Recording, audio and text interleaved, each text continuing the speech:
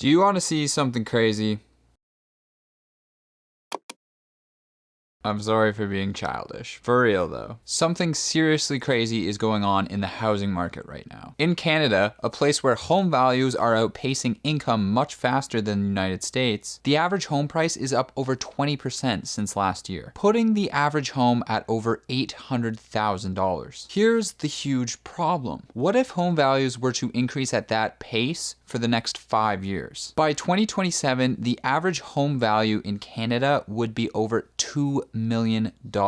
That means to buy the average home, not only would you need $400K for the down payment because of the 20% rule, you'd also have a mortgage payment of $8,500 every single month based on today's interest rates. So what would it take to actually afford a home like that? Well, banks often say that your mortgage should be no more than something like 30% of your income. So that means we can roughly multiply $8,500 by 3 to arrive at a very dark conclusion. We would need to be earning about $25,000 to afford this home. Do you expect your income to reach that level in the next 5 years? No? Oh, well. And you're screwed. That's gonna be it for today, guys. Thank you so much for watching, and wait. Actually, there might be a chance that we're not screwed. The housing market is showing signs of cooling. And there's some things that I'd like to show you so that we can try and figure out together if housing is about to become more accessible. The first thing is the fact that interest rates are rising very quickly. And we've been talking about this a lot lately. This relationship between interest rates and asset prices. Let's jump into a calculator here so I can show you exactly how it affects your home affordability. This is going to be really interesting. So let's imagine I wanted to buy a $500,000 home today, and I'm going to put 5% down here. Now I just want to focus on these numbers right now, okay? So the home value, the interest rate, and the mortgage payment. Now, in the craziness period of the housing market frenzy, you could get a mortgage with a 1.3% interest rate, which is insane. That means you could mortgage this $500,000 home for about $1,900 per month. But now, only about 1 year later, interest rates are at 4% and possibly going to 5 or even higher. Remember, I said interest rates are rising very quickly. So if we put in 5% here as the rate, then, whoa, the mortgage payment goes up almost $1,000. That's almost 50% higher. So here's why this matters so much. Let's say your budget for a mortgage payment is $2,000 per month. So this $500,000 home now is out of your budget, but just 1 year ago, it was in your budget.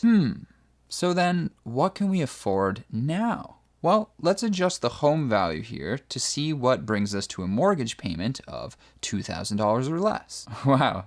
Okay, so we'd have to go all the way down to a $350,000 home. That's a 30% drop in the home value from before. In other words, since 2001, and assuming interest rates go to at least 5%, we can afford 30% less home for our money. Now, there is a lot more things to take into account when doing an analysis like this, but I just wanted to show you a very simple example of how interest rates changes things. And then you may have realized, wait a minute, isn't this then a bad thing? It seems kind of like the opposite of what we want to happen. Doesn't it seem like interest rates going up makes home affordability worse? Yes.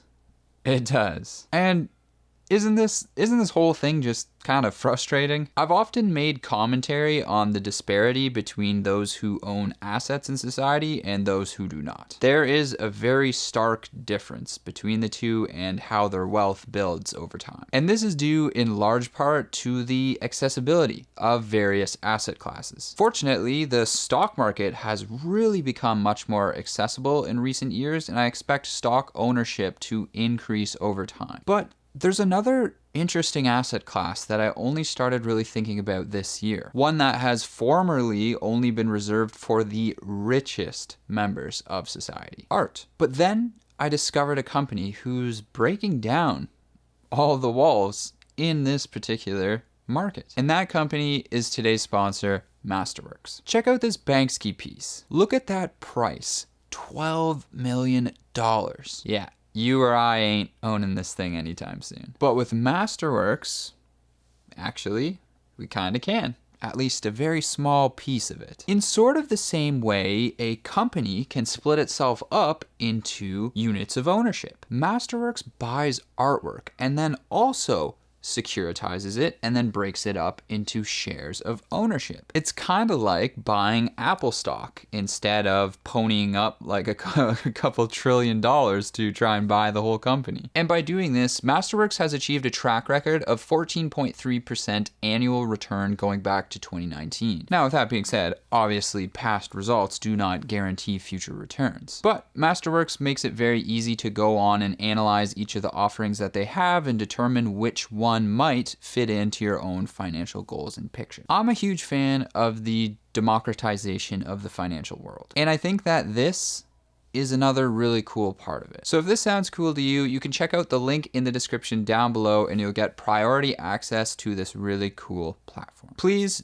do your due diligence, understand the risks, the potential rewards, and make appropriate decisions for your own unique financial situation. Thank you to Masterworks for sponsoring this video. Okay, so let's return to that earlier point that interest rates going up actually kind of makes housing affordability worse. That's because really, when you're buying a home, you're not buying the sticker price of that home. So we need to reframe the way we think about buying a home. If we're looking at a $500,000 home, we're not buying a $500,000 home, really. You're actually buying a stream of monthly payments for the next 25 years or however long you make your mortgage. So as interest rates rise, that means I have to buy a cheaper home to get the same stream of monthly payments. This is the better way to think about buying a home from an affordability perspective. Now, here's the positive side of that. Because home affordability goes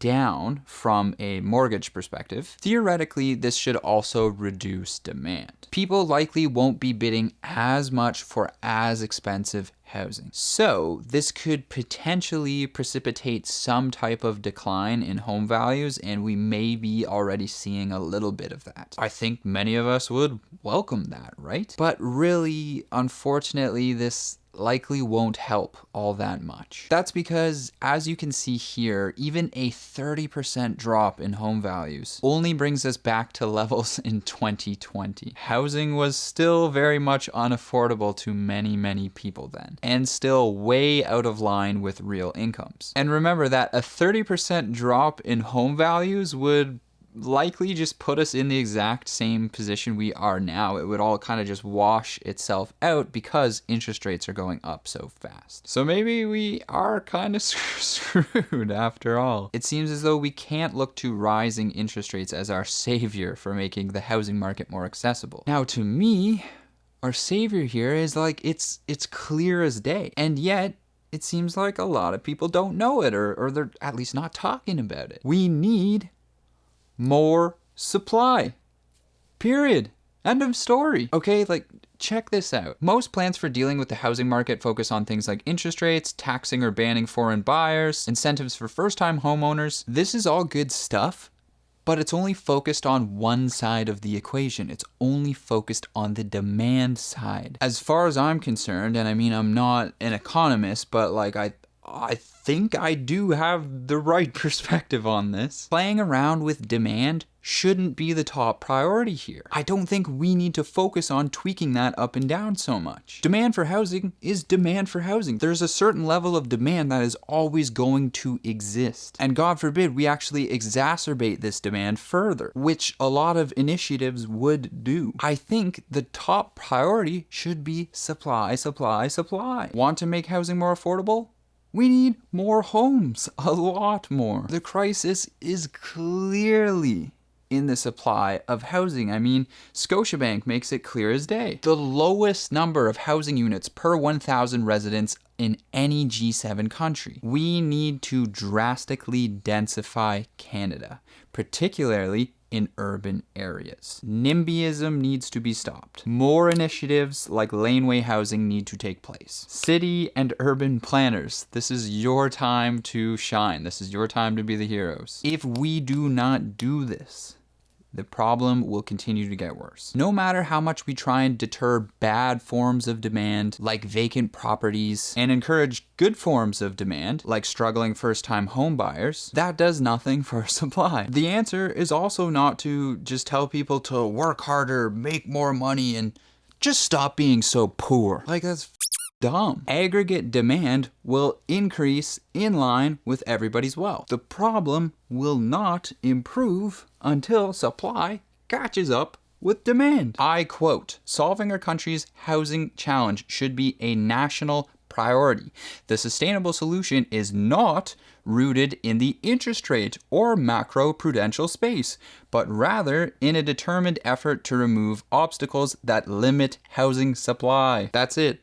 Perfect. Plain English. Now, excuse me for getting a little bit impassioned here, but to be frank, I'm a bit pissed. There needs to be some serious urgency here in attacking this problem. Accessible home ownership is absolutely an integral part of building the long-term wealth of the citizens of a nation. It's one of the main reasons why such a strong middle class existed in the previous couple generations. And now, with home ownership out of grasp for so many people today, it forces us to rely on assets like stocks or even crypto. These are much riskier, more volatile, and much less tangible assets than housing. And I don't think it's right to ask every single person to rely on these avenues solely to secure their financial future. Not everybody has the constitution to watch their net worth repeatedly torpedo something like 30 to 50% every 10 years or so in the stock market. I mean, I thought medieval times was a place that I can go to for a dinner and a show, but really,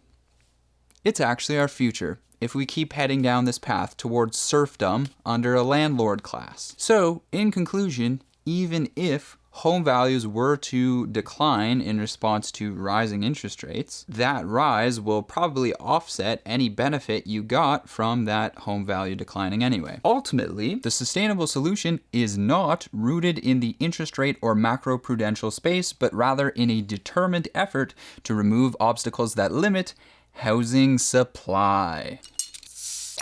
Cheers!